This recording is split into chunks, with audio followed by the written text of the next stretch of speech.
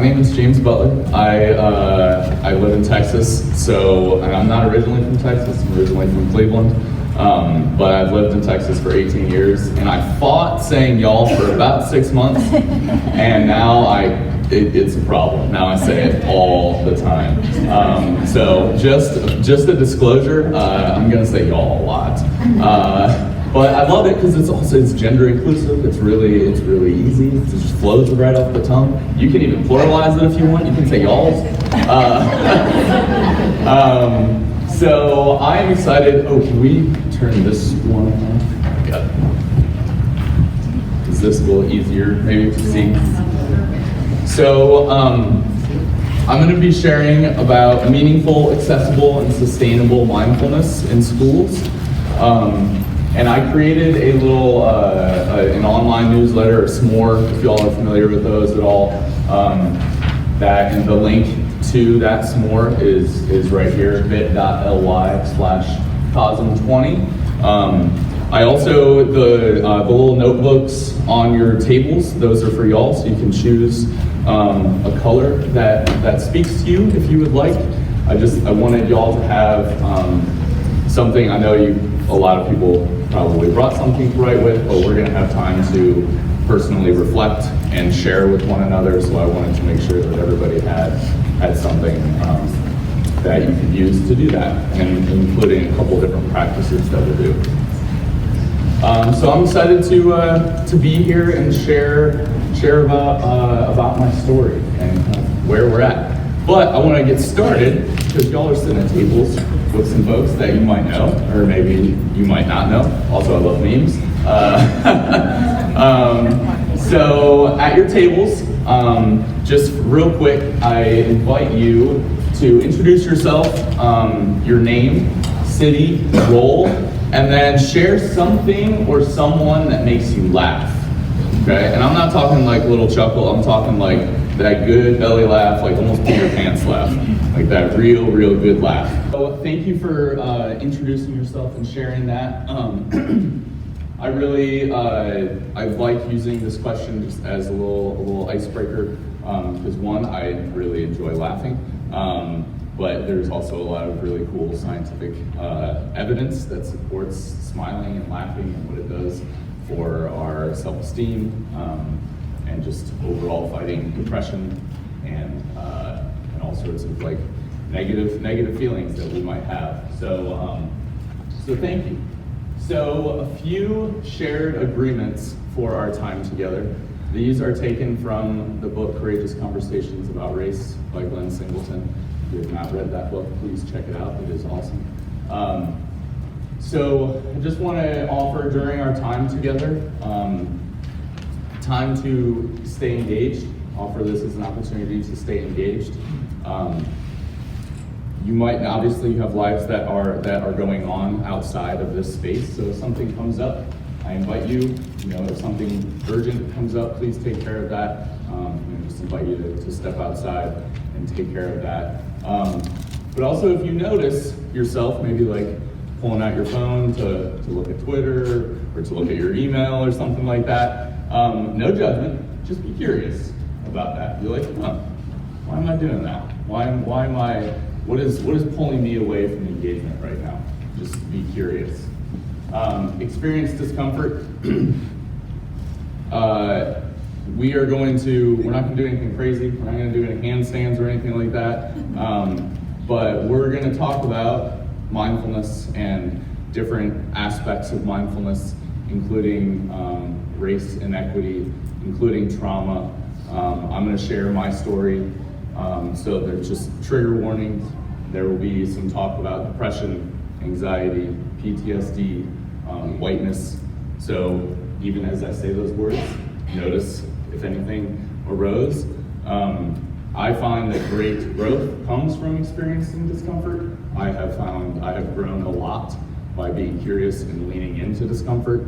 And as a cisgender, heterosexual, white male, I can move through this world with very little discomfort if I want to. And it's just natural. So experiencing discomfort is something that's really important for me to grow and to learn. And to be perfectly honest, I am uncomfortable as all get out right now.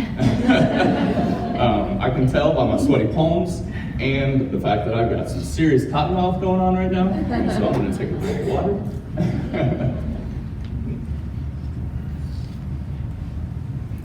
You got this. I got this. So experience that discomfort. Be curious. I might say something about mindfulness that you can be like, that's not how I thought about it before. Just be curious about what arises. Speak your truth. We'll have opportunities to discuss at our tables.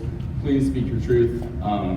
Wherever it is from your truth is your truth, so please feel brave to speak that. Equity of voice is one that I added in here. We'll have, again, like I said, we'll have chances to talk at our tables, and at the end we'll do Q&A with everybody. But if you're noticing that, like, man, everybody at my table is really hearing my voice a lot. My voice is sounding real good this morning. But maybe not everybody else's voice is coming into the space. You just take a little step back. And then you're like, man, I haven't spoken in like 45 minutes. Maybe take a step forward. Just promote that equity of voice and expect and accept non-closure. It would be amazing if at 10:10 we leave here and we're like, man, I got this mindfulness in schools thing on lock. I can do this, and I don't need any more training. I don't need any more learning. That's not going to happen at all. If I have done my job well, you will have questions after this. You will want to know more. So that is my hope. So I invite you to take a look at these 5 and pick one that stands out to you that might be like, ooh, that is something that's not really natural for me. That is something that like is a little bit harder for me. So choose one of those that you want to lean into that might be a little bit more challenging for you.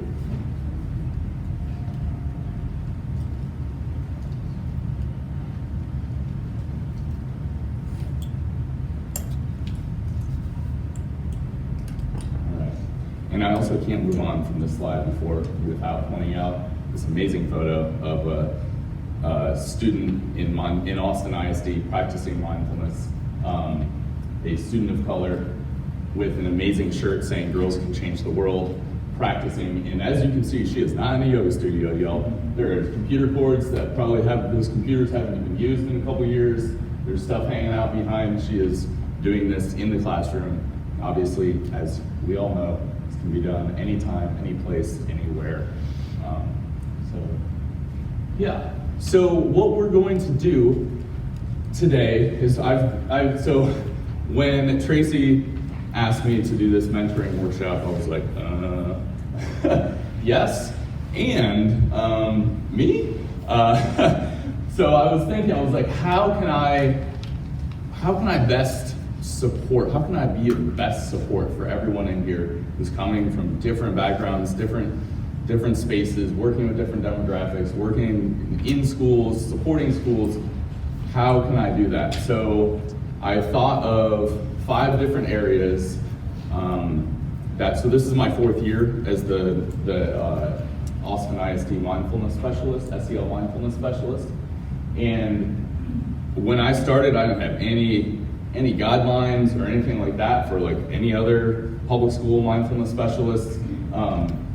So I was like, what are 5 areas that would have helped me immensely when I started out? So these are the 5 areas, and we're gonna kind of break them down. We're gonna go through like 2 at a time, and then I'll have some reflection questions for y'all to discuss at your tables just to get you thinking about how you are using mindfulness, how you're implementing. So community building, student voice, equity commitment, trauma awareness, and mindfulness offerings.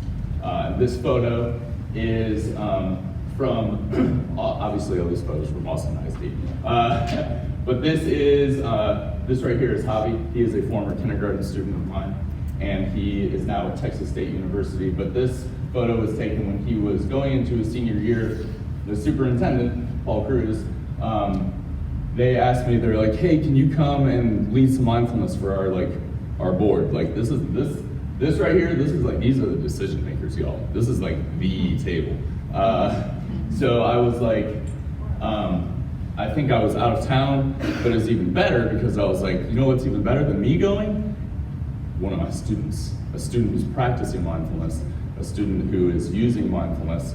So he got to speak his truth and lead a little mindfulness practice with the superintendent and all of the leadership in the district. And it was really, really, really cool.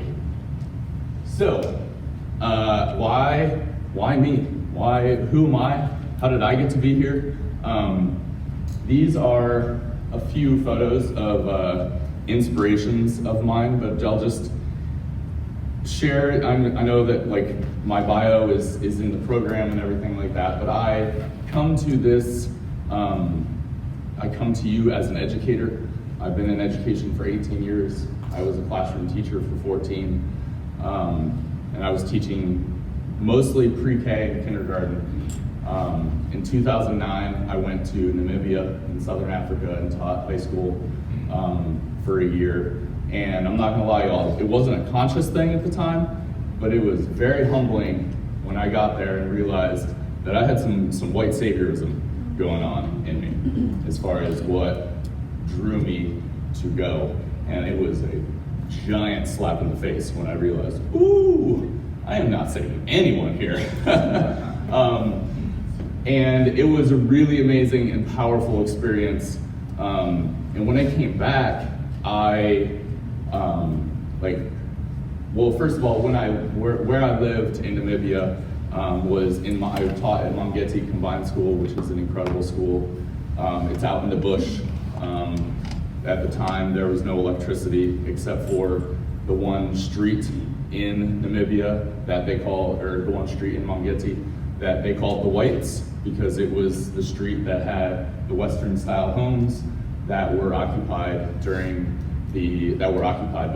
the Whites during like the apartheid era, during when it was Southwest Africa. And that still existed. There were only a few white families that lived there, but I lived there. They put me there for obvious reasons, I think. But they put me there, and I noticed the way that like I was in a guest house, and the manager of the guest house was my neighbor, and he kind of like ran the main industry.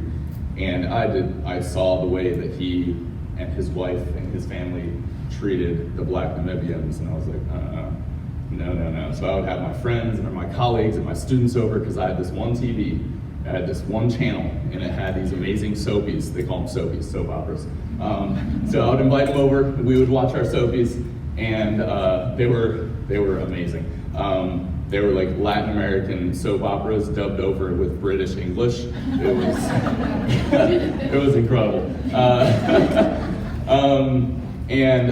So one day the guest house manager, Hansman, calls me into his office and he says, "We need to discuss your role in the guest house." And I was like, "What do you mean, my role?" And he said, you're not allowed to have guests over anymore." And I was like, "What?" And I was like, tell me more. It was my first inquiry. I knew exactly why. And he said, "Not everybody's comfortable with Black people." And we got into a big old conversation about it. He actually waved the Bible in my face and said that this book, because he said it was in order from his boss. He said this book tells you to obey your superiors. And I was like, that book says a whole lot more than obey your superiors. Mostly love one another, love your neighbor. So I moved out, and I moved into the location, which is the part of the village that was mud huts, tin shacks, and I lived with my students, with my colleagues, and it was an incredible experience. I lived in a hut. I had no electricity or running water, and I lost like 25 pounds, and I didn't have 25 pounds to lose, y'all. But it was a really, really eye-opening experience. And as the distractions are at a very, very bare minimum when you're in a situation like that. So when I got back to the States, I had all that stuff that just kind of like came to the forefront while I was in Namibia. and I fell into a deep depression, and was diagnosed with PTSD from traumatic experiences from my childhood that I did not deal with all different types of abuse that I experienced daily for years, and I didn't do anything about it. And when I got back, I was in my classroom, I was teaching kindergarten at the time, and I started lashing out. I started bringing my stuff into the classroom, and I was teaching mostly Black and brown students, and I was like, this is not okay. I need help.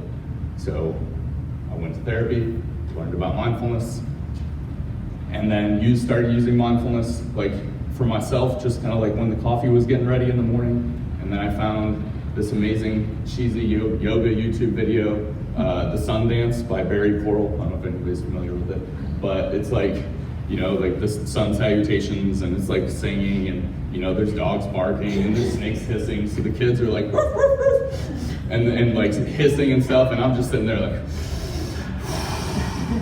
just really getting myself centered, and it made an incredible difference in how I saw my students and how I was able to check my stuff and to really listen to my students.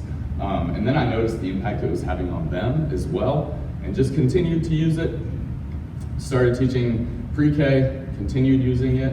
In 2014, was named Teacher of the Year for Austin ISD, and the superintendent gave me his cell phone number, and this is a huge district, y'all. It's like 83,000 students, 12,000 employees, and he gave me his cell, and I was like, buddy, that's a big mistake, because I am not quiet. So I started texting him about mindfulness and sharing videos, sharing what I was doing, and he, had me, he listened, which was really cool. And then I wrote just a 36-week guide, or curriculum for lack of a better word, just for me and my colleagues to use. This organization it's a growth area of mine, y'all. So I was just like, hey, let's do these poses and this breathing activity today. I would peek over to my next door neighbor, and then we got a third one, and I was like, shit, I should write some stuff down. So I wrote it down, and that turned into, and then I shared it, and he was like, let's pilot this in the district. I was like, say what? So we piloted it, it went really well. It started out in 20 classrooms, it grew into 400 by the end of the year, and then he created a mindfulness specialist position, and thankfully I got it. That would have been really awkward.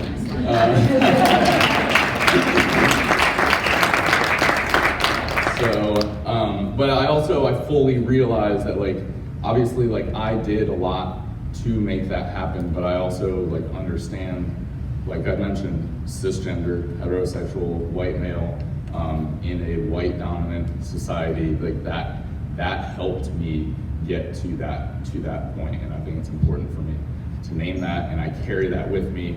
I think I was sharing, I remember with who yesterday, but I carry that with me not to use as a weapon, but to use as a way of awareness and to help me really truly listen and learn. So that is kind of who I am and where I'm at, and now I'm doing this work, and I get to support teachers and students and staff and families, and I'm still in therapy. Been seeing the same therapist for 10 years. That guy is crazy because he stuck with me for 10 years. He actually came to none of my family, because my family's all in Ohio, and I told you some childhood stuff, so none of my family came down for the ceremony, and there was my therapist. When I got my award and came down after my speech, there was Bob. He was like, James, you did it. And I was like, Bob, you're here. So it was really cool. But just real quick, because I'm going on. This inspiration right here, this adorable little ginger, is me when I was in pre-K. And he is an inspiration for me because this was about the last time that James Butler knew innocence. It was soon after that. James Butler did not know innocence. So I carry this guy with me, and really try to heal him. These are some former kindergarten students. This is from my third kindergarten year. Check out that hair, y'all. But these are some of my former kindergarten students, and then 3 years ago now. Geez, 3 years. This is us at their high school graduation. Connecting with my students is incredibly important. This is Kamina Franz. He was a student of mine in Namibia. He is now a teacher, and this is his 2-year-old son named Butler. So sweet. Butler is not a common Namibian name, y'all. Butler's 2 years old, and I went back for the first time this past summer to reunite and to go back to the school, and I got to see Kamina, and I got to meet some of his students, and to meet Butler. Butler wasn't a big fan of James Butler. He was like, "Dad, why did you name me after this white man?" So, I mean, in a couple years, he'll warm up to me. This is my partner. This is my rock, Lindsay. Ooh. In October of this year, we will be getting married.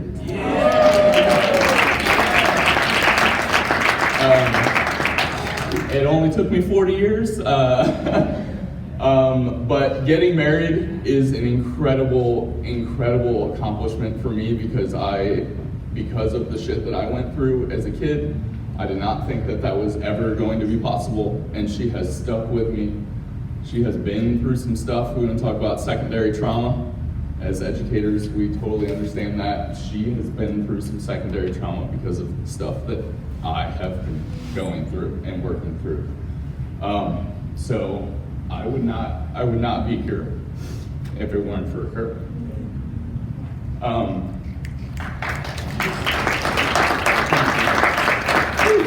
And I realized I'm gonna tell her about this later, and she's gonna be like, "Butler, come on, you cried?"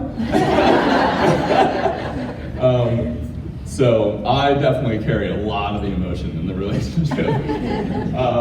But I'd say that you can also share that this last photo is me and Kevin Love from the Cleveland Cavaliers. I'm from Cleveland, and when the Cavs won the NBA championship in 2016, I didn't know that my body could do the things that it was doing. I was so incredibly excited. I have a 216, the Cleveland area code tattoo right here, very visible. I have Cleveland pride. If you've ever met someone from Cleveland, you'd be like, "Yeah, y'all are crazy." And just Ohio in general, we like to go around just spelling our state name. OH! But Kevin Love has come out, for those of you who don't know, a couple years ago, I think it was 2 years ago, he came out and shared his battle with depression and panic attacks, having panic attacks during games. And for an NBA player to share about mental health, he was one of the first to really come out and share that. So one of my friends works for the Cavs, and she was actually in charge of the parade for the championship. So I actually got to help with the parade. I got to be in the parade, y'all. Talk about some white privilege. My goodness. So I got to be, and I was walking with Kevin Love's car. His Rolls Royce rolled over my foot 3 times. Don't care. I think mud broken a toe or two. But it was amazing. But he has been an incredible inspiration for me in just sharing about my mental health and sharing about my journey, because it's taboo to talk about what you're going through, and we're trying to work through that, and we're trying to work through that in the schools with our teachers and with our students and with all educators. So that is me and why I'm here, and I'm thankful to be here.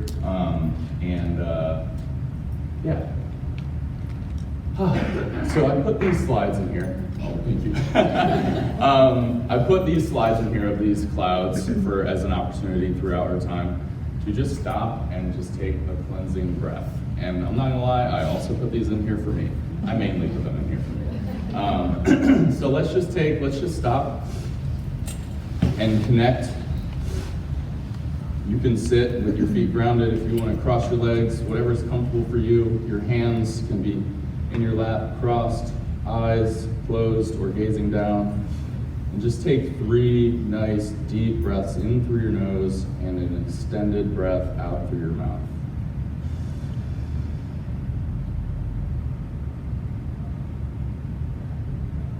Just notice the breath going in,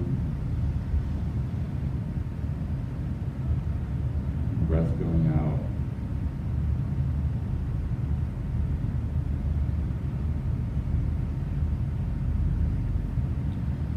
Ready? Back to the space. Okay, so I definitely rambled. I apologize for that, but thank you for allowing me to be vulnerable and share. So first I want to share about community building and its importance with regards to mindfulness in schools. Okay, I love this quote from Linda Darling Hammond: "Students learn as much for a teacher as from a teacher." Students learn as much for a teacher as much from a teacher. And that is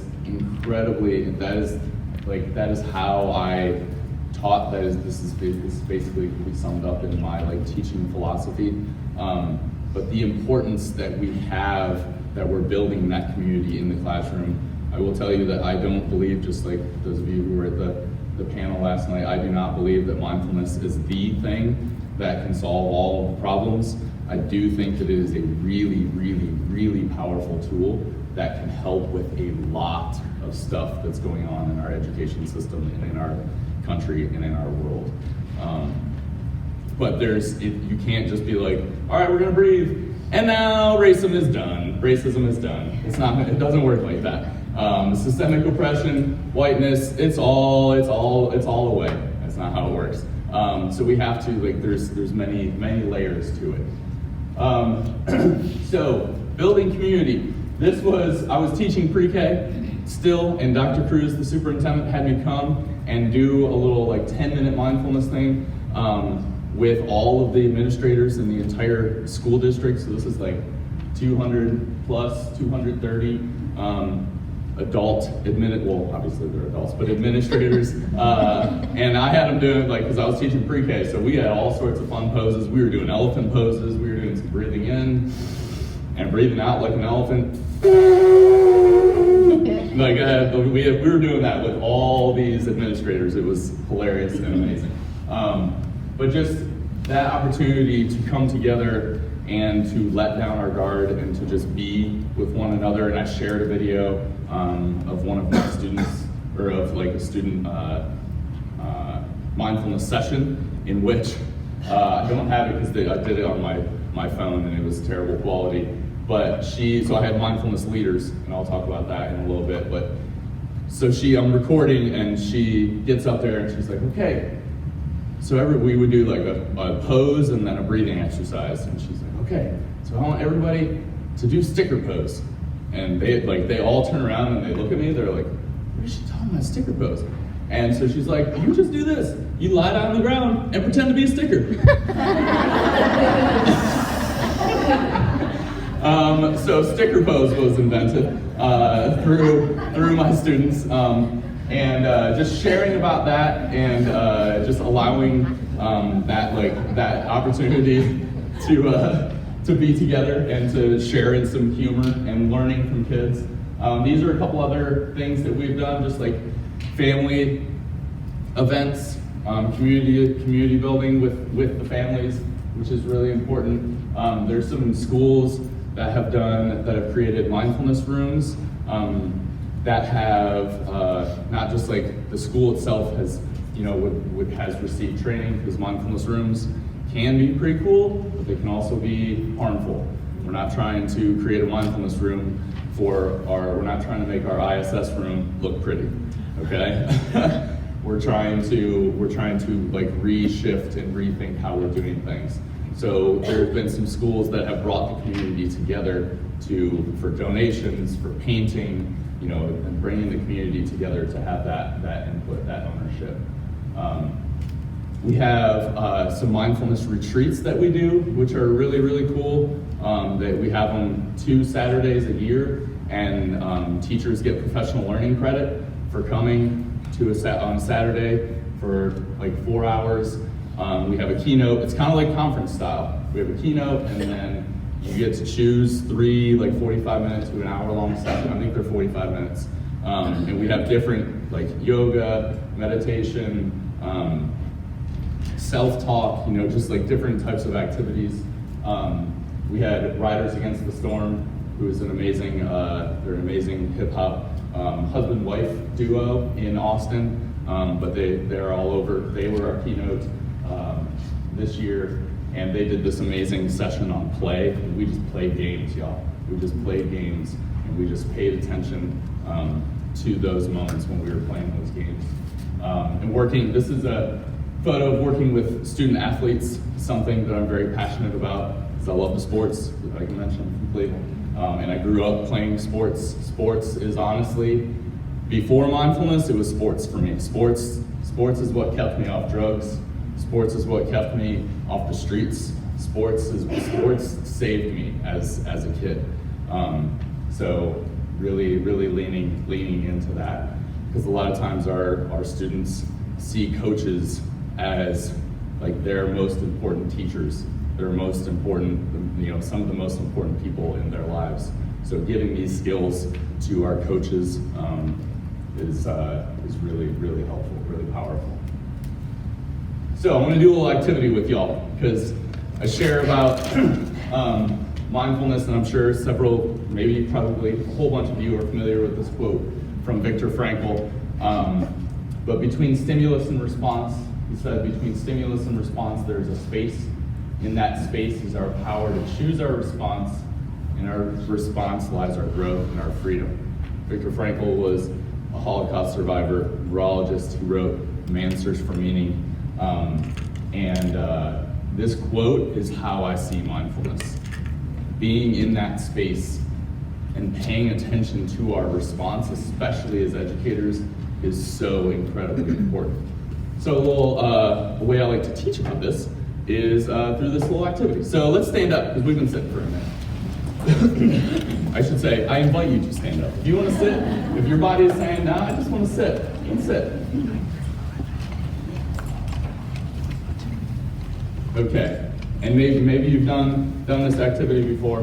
But so when I say name, I want you to say your name one time. And when I say clap, I want you to clap one time. Okay? And just focus on your response. Name. Yeah. Clap. Name. Yeah. Clap. Name. Yeah. Name. Name. Clap. Clap. Name. Nice, pretty good, y'all, pretty good. All right. Now I'm gonna switch it up. It's really good self-compassion practice. Everybody makes mistakes, y'all. It's all good, it's all good. So now we're gonna switch it up. When I say name, you're gonna clap. When I say clap, you're gonna say your name, okay? You got this, okay?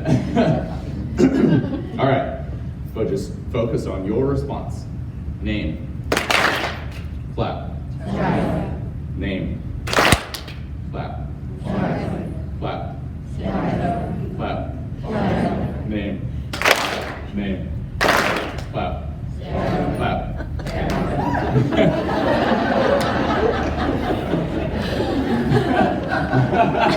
So notice what's arising right now. Notice if some of you want to flip me the bird right now.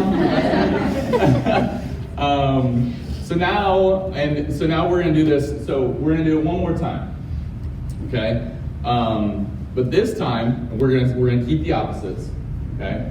But before you do the action, I want you to take a breath. And I want you to take your breath so that it's kind of a uniform group breath, to be like this. And then do the action. Okay? So we're doing the opposite, but before you do the action, take that breath. Okay? Name.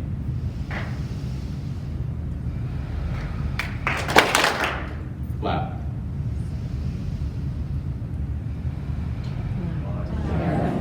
Name.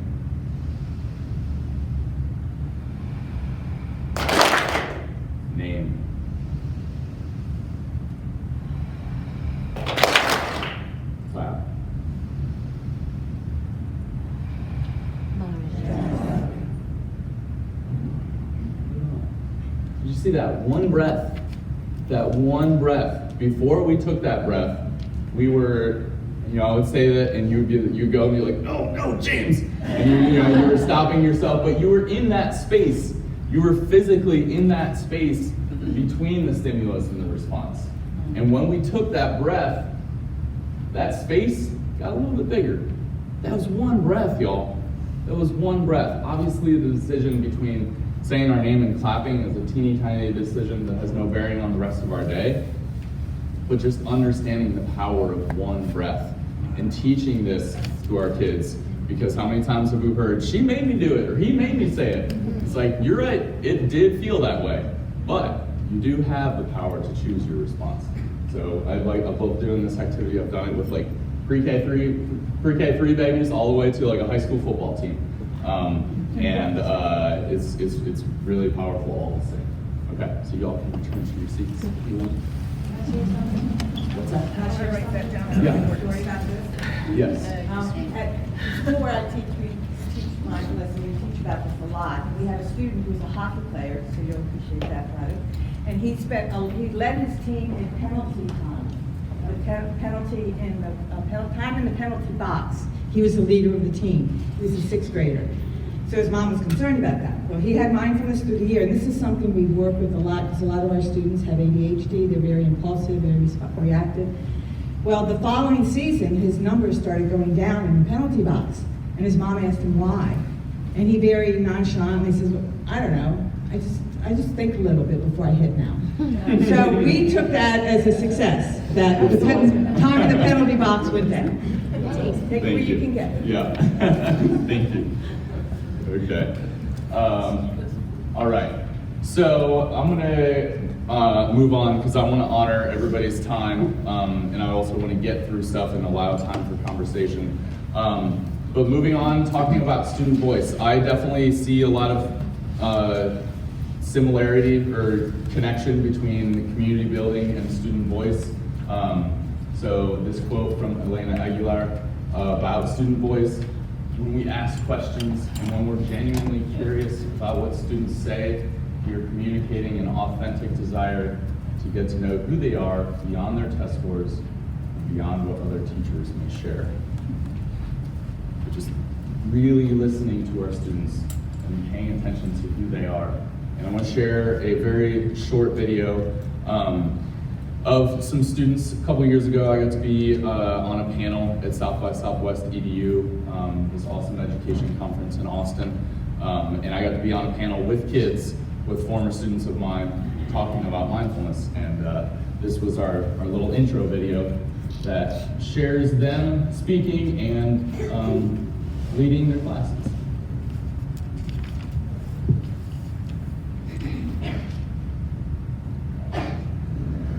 Deep breaths.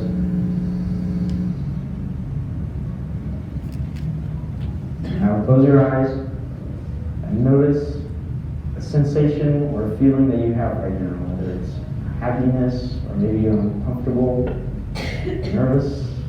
We're going to be doing fingertip breathing, and you're going to put your pinky to your thumb, and you're going to say, I am in control. Put your finger on the bottom of your thumb. Breathe in. Breathe out. In. Breathe out. I think mindfulness is sort of an awareness of yourself and your surroundings and truly deeply connecting with you. My thoughts come through more easily. It just calms me down. Makes suffering, make better decisions. The basis of it is just breathing, and it's always good to take a nice deep breath. It makes the kids be more nice and the teachers. When we practice mindfulness, we all become one in the room. We're all calm and we're all doing the same breathing. And when we take that breath, as a whole class, just that one really deep breath, it's just the whole room, the aura changes. And that's a really deep connection, and I think that's important in society. All right, now take 3 of the deepest breaths you've ever taken. Really deep breaths.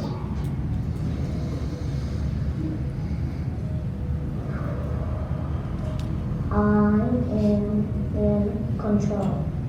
I am in control. I am in control. I am in control. I am in control. Yes.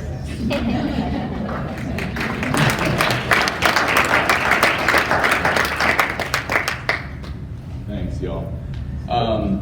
So yeah, they rocked it up there on the panel in front of like over 100 people. They were at the time 1st grader, 5th grader, and 11th grader. It was obvious, and yeah, they were amazing. So a couple examples of how we promote student voice in Austin. Aside from that, this was a high school in Austin, predominantly African American students. We created this was interesting. We had this like mindfulness time. They had this extended lunch time, and the last 15 minutes we were like, all right, let's do this mindfulness time. We can go into this space, and nobody came. But then we called it Stress Relief Tuesday, and we started getting people. And we, which is very interesting. So we started having the students, we trained a couple student leaders to be in charge of these circles and to be in charge of leading the mindfulness. And it was really, really powerful because there's like students leading their teachers in mindfulness. Just to like have that dynamic shift was really cool. And then for the teachers and the students to see each other as human. There was multiple conversations about like, oh, I didn't realize that you got, like students be like, I didn't realize you got stressed. So yeah, that was really cool. And just like we had this mindfulness tour. This was at the same school, but having at LBJ, having a football player and a football coach share about their work with mindfulness, as Coach Jackson said, and rest in peace, he passed away a couple years ago. He called it the mindful stuffs, which I loved. And he was like, we've been doing this mindful stuff ever since I played baseball in college. He was like, all about it. I shared George Mumford's book, The Mindful Athlete, with him, and he was in. So that was really cool. Last year, got to present again at South by Southwest EDU with the Rising Stars, which is an AAU basketball program in Austin. Any college basketball fans in the house? A couple? Okay. So I'm originally from Ohio, so I'm a big Ohio State fan.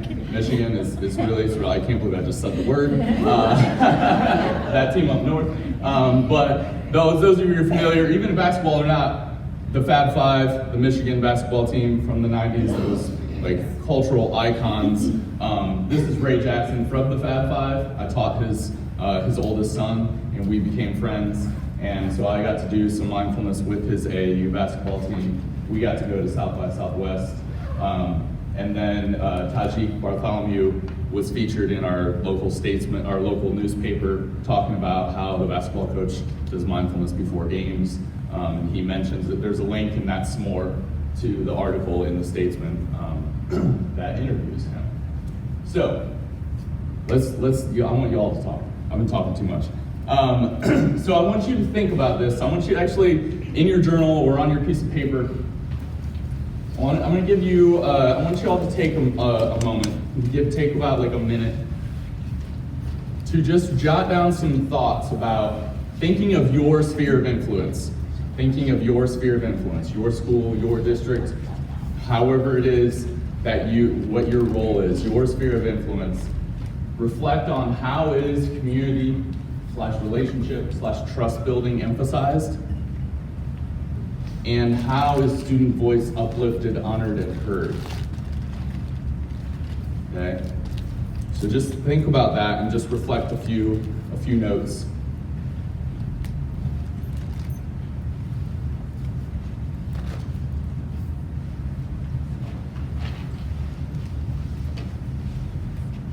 And remember to breathe.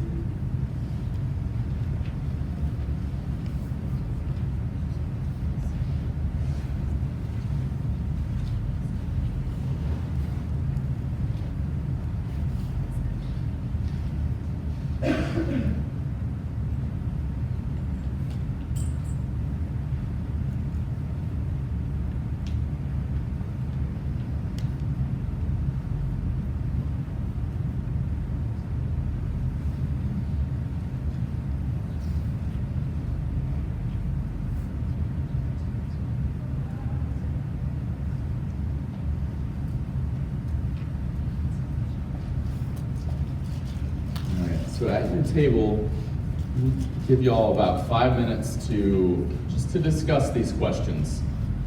Thinking about your sphere of influence, and just discuss these questions with each other.